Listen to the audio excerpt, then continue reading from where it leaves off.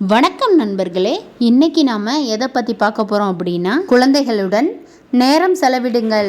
தந்தை ஒரு வியாபாரி. வேலை முடித்துவிட்டு வீட்டிற்கு தாமதமாக வந்தார்.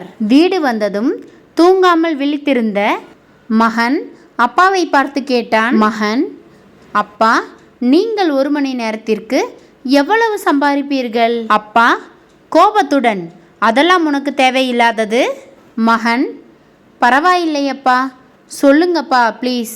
அப்பா, சரி, 1 மணி நேரத்திற்கு 2000 சம்பாதிப்பேன். மகன், சரி, அப்பா எனக்கு ஒரு 1000 ரூபாய் கொடுங்கப்பா ப்ளீஸ். அப்பா கோபத்துடன், 1000 ரூபாய் கொடுத்தால் நீ என்ன செய்வாய்? தேவையில்லாத பொருளை வாங்குவாய். அதெல்லாம் முடியாது, போய் படுத்து தூங்கு என்றார்.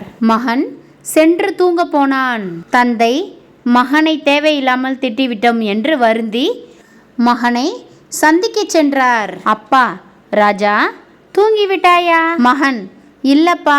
அப்பா, சரிப்பா, அப்போ உன்னை திட்டிவிட்டேன், இந்தா நீ கேட்ட 1000 ரூபாய். மகன், மிக்க நன்றி அப்பா. பணத்தை வாங்கி கொண்டு தலையணையை தூக்கினான். அங்கே மேலும் கொஞ்சம் பணம் இருக்கவே இப்போ அப்பாவிற்கு மறுபடியும் கோபம் வந்தது. என்னடா இது, ஏற்கனவே பணம் வைத்திருக்க மறுபடியும் ஏண்டா கேட்குற? அப்புறம் எதுக்கு? மகன், இல்லப்பா, உங்களுக்கு கொடுக்கதான்ப்பா. என்கிட்ட ஏற்கனவே 1000 ரூபாய் இருக்கு. இப்போ நீங்கள் கொடுத்த 1000 ரூபாய் இருக்கு. மொத்தம் 2000 ரூபாய் இருக்குப்பா. இந்தாங்க, இதை வச்சுக்கோங்கப்பா. தயவு செய்து நாளைக்கு 1 மணி நேரம் என்னுடன் செலவு செய்யுங்கப்பா. உங்களுடன் பேசி விளையாடி கைகோர்த்து நடந்து ரொம்ப மாதங்கள் ஆயிடுச்சுப்பா என்று சொன்னான். அப்போது தந்தை உடைந்து அழ ஆரம்பித்தார். மன்னிப்பு கேட்டு, இனி கட்டாயம் உன்னுடன் தினம் நேரம் செலவிடுகிறேன் என்று வாக்கு கொடுத்தார். என்ன ஃப்ரெண்ட்ஸ், கரண்ட் லைஃப்பில் எல்லாரும் இப்படி தான் ஓடிக்கிட்டு இருக்காங்க.